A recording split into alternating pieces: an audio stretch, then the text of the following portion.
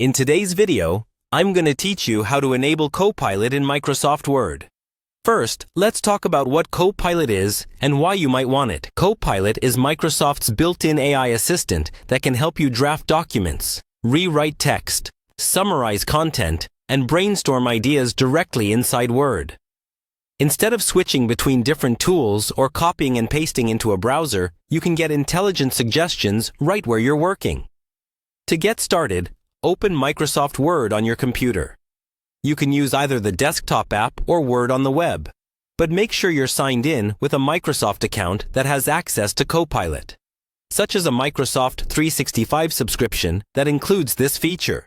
If you're not signed in, go to the top right corner of Word, select the Sign In option, and log in with your account.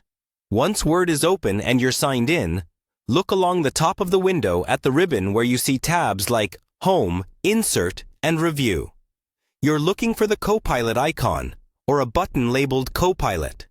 In many versions, this appears as a small sparkle or star-like icon on the Home tab, or sometimes as its own Copilot tab. If you see the Copilot button, that means it's already enabled. Go ahead and click it. A panel should open on the right-hand side of your document. This panel is where you'll interact with Copilot. You can type prompts like, draft a professional cover letter based on this resume, or summarize the text in this document. Copilot will generate content that you can insert directly into your document or copy and adjust as needed.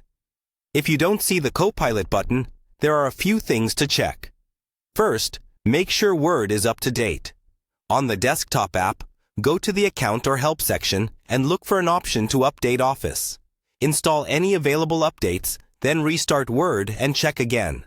Also confirm that your Microsoft 365 plan includes Copilot, because it may not appear if your organization or subscription doesn't support it yet. Once Copilot is visible and you've opened the panel, try a simple test. Ask it to create an outline for a report or to rewrite a paragraph more concisely.